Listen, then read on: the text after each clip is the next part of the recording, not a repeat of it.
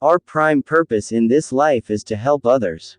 And if you can't help them, at least don't hurt them. In order to carry a positive action, we must develop here a positive vision. Happiness is not something ready-made. It comes from your own actions. Love and compassion are necessities, not luxuries. Without them, humanity cannot survive. Be kind whenever possible. It is always possible. Old friends pass away, new friends appear. It is just like the days. An old day passes, a new day arrives. The important thing is to make it meaningful. A meaningful friend, or a meaningful day. I find hope in the darkest of days, and focus in the brightest. I do not judge the universe.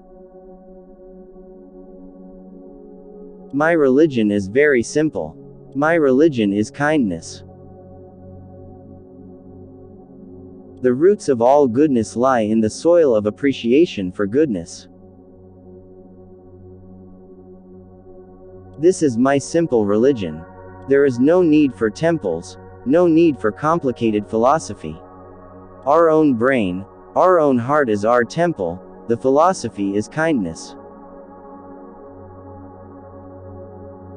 The purpose of our lives is to be happy. If you want others to be happy, practice compassion. If you want to be happy, practice compassion. Calm mind brings inner strength and self-confidence, so that's very important for good health. We can never obtain peace in the outer world until we make peace with ourselves. Home is where you feel at home and are treated well. Sleep is the best meditation. If you can, help others. If you cannot do that, at least do not harm them. A lack of transparency results in distrust and a deep sense of insecurity. It is very important to generate a good attitude, a good heart, as much as possible. From this, happiness in both the short term and the long term for both yourself and others will come. In the practice of tolerance, one's enemy is the best teacher. Too much self-centered attitude, brings isolation. Result: loneliness, fear, anger. The extreme self-centered attitude is the source of suffering. When you practice gratefulness, there is a sense of respect toward others. Look at situations from all angles, and you will become more open. All religions try to benefit people, with the same basic message of the need for love and compassion, for justice and honesty, for contentment. Sometimes one creates a dynamic impression by saying something, and sometimes one creates a significant an impression by remaining silent. Where ignorance is our master, there is no possibility of real peace. We can live without religion and meditation, but we cannot survive without human affection. There is no need for temples, no need for complicated philosophies. My brain and my heart are my temples, my philosophy is kindness. More compassionate mind, more sense of concern for others' well-being, is source of happiness. With realization of one's own potential and self-confidence in one's ability, one can build a better world.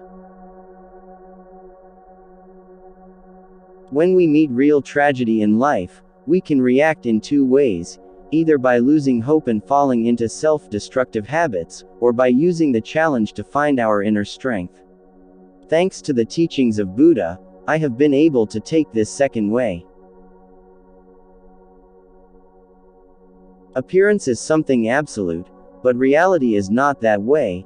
Everything is interdependent, not absolute. So that view is very helpful to maintain a peace of mind, because the main destroyer of a peaceful mind is anger.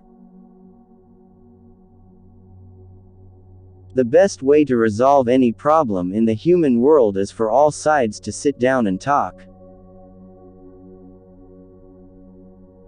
All major religious traditions carry basically the same message, that is love, compassion and forgiveness. The important thing is they should be part of our daily lives. We all have to live together, so we might as well live together happily. I am just one human being. The ultimate authority must always rest with the individual's own reason and critical analysis. Even an animal, if you show genuine affection, gradually trust develops. If you always showing bad face and beating, how can you develop friendship? Because of lack of moral principle, human life becomes worthless. Moral principle, truthfulness, is a key factor. If we lose that, then there is no future. The basic Buddhist stand on the question of equality between the genders is age-old. At the highest tantric levels, at the highest esoteric level, you must respect women, every woman. Whether one believes in a religion or not, and whether one believes in rebirth or not, there isn't anyone who doesn't appreciate kindness and compassion. Death means change our clothes. Clothes become old, then time to come change. So this body become old, and then time come, take young body. It is necessary to help others, not only in our prayers, but in our daily lives. If we find we cannot help others, the least we can do is to desist from harming them. As a human being, anger is a part of our mind. Irritation also part of our mind. But you can do, anger come, go. Never keep in your your inner world, then create a lot of suspicion, a lot of distrust, a lot of negative things, more worry. My faith helps me overcome such negative emotions and find my equilibrium. Open-minded people tend to be interested in Buddhism because Buddha urged people to investigate things, he didn't just command them to believe. Today, more than ever before, life must be characterized by a sense of universal responsibility, not only nation to nation and human to human, but also human to other forms of life. Generally speaking, if a human being never shows anger, then I think something's wrong.